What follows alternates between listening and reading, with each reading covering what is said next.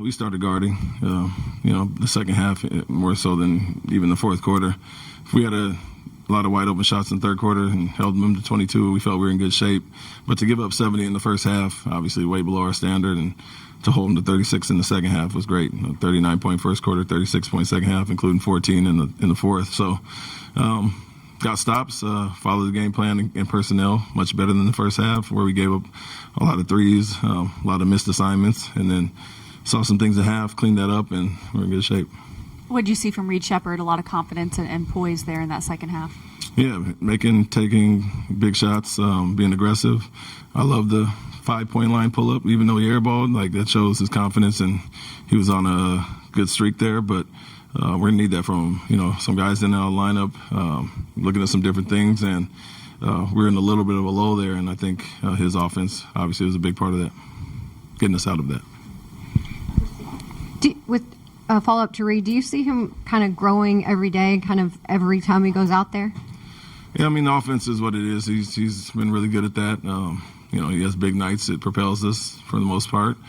Defensively, taking the challenges is the biggest thing, and putting a little more resistance. I think him and the team did that in the second half to hold them to the numbers we did. And Wembanyama going 5 for 21, Fox 6 for 15, and Castle 5 for 19, and them shooting 39% shows that we obviously guarded a much more disciplined, high level in the second half. Reed was a big part of that. And obviously, Reed made some big shots in that fourth quarter, but how much did you enjoy seeing the effort where he recovers on Champagne in the corner and blocks that three-pointer when the game was tied late? Yeah, that's what we were talking about. It was contagious, the group in general. I think you don't want to be a weak link out there, and he made a bunch of big plays. Got some tip balls that we almost got, but disrupted their offense, and then took on the challenge of whoever we had him on. And so good job there, because Champagne, obviously 21 in the first half. He hit 2 early threes, and that's it for the game. So we did a much better job third and fourth quarter on him. For the season, you guys rank pretty low in threes attempted and threes made. Do you view that as like a problem for your team to solve, or is that just the nature of how this team plays, I guess? It's a little bit of how we're built. I think we don't rely on that to win. We can do a lot of other things, and we have really good isolation players that draw some doubles, and we should, take advantage of getting a little bit more threes there, but we got great offensive rebounders, slashers as well. And so, we're not an analytic-driven team where we're going to take the best shot for certain guys. And for Kevin, he's always been one of the main mid-range scorers in the league. Alperen's one of the best low-post scorers, so you're not going to always rely on threes when you got those guys going. Coach, you talked about confidence earlier. Is that what you wanted to see from the way that Reed and the way that Jabari played in the fourth quarter, and being able to use Kevin almost as a decoy for them to take those type of shots?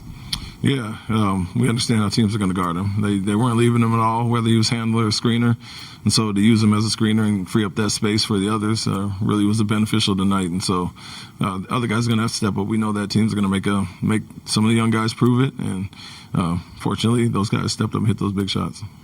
How were you able to sort of keep the big guy on the other side from even getting started tonight? Yeah, took away his airspace. We're, try to make him uncomfortable.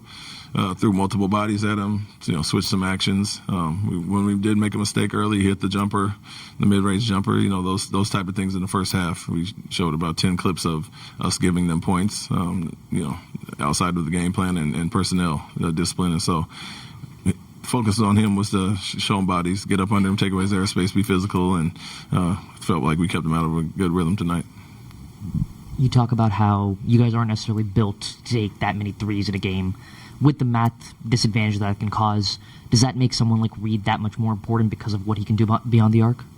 Yeah, I wouldn't say we're not built to do it. If we got doubles and it leads to that, we were before the slump shooting a really good percentage from three, although on low attempts. And so if they're doubling, we know we're going to get some of those shots. But Reed brings another dynamic, no doubt.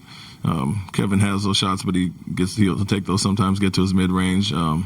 Man is more downhill, but him in the pick and roll is a little bit different. They have to defend him different and step up, and it opens up some other things. And so a little bit of what Fred did last year, getting those walk-in threes when the bigs are back in the drop, and we want him to shoot that every time, be aggressive. And to your point, I think it opens things up for us.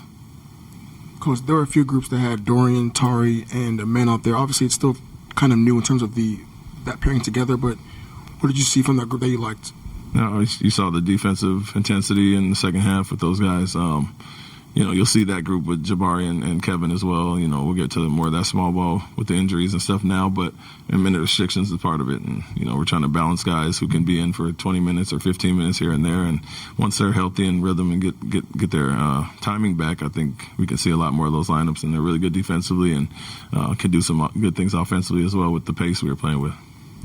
And you talked before the game about wanting to do a better job executing late game situations. What did you see tonight that allowed y'all to be successful in those situations? Yeah, I think we picked on the matchup that we liked. We got to the spots that we liked, and then when they did come help, we made some really good passes. Guys relocated on the perimeter, Reed in the corner once, Jabari on a kick out, so the ball wasn't sticking. We got to our spots, and when they doubled, we made the right play and lived with the result. Jabari has strung together some nice games and back-to-back games here. What's been the difference for him over the past 2 games or so? Aggression and confidence. Continue to hunt those shots. Same great looks he was getting. He's a really good shooter, and that's not going to stay that way. So those will fall, and then once you see one go in, kind of opens the floodgates. So he's been confident since then, since the last game, and didn't really ever waver. Didn't shy away from taking those shots. Was frustrated with himself, but stayed the course, put the work in, and you're seeing the results now.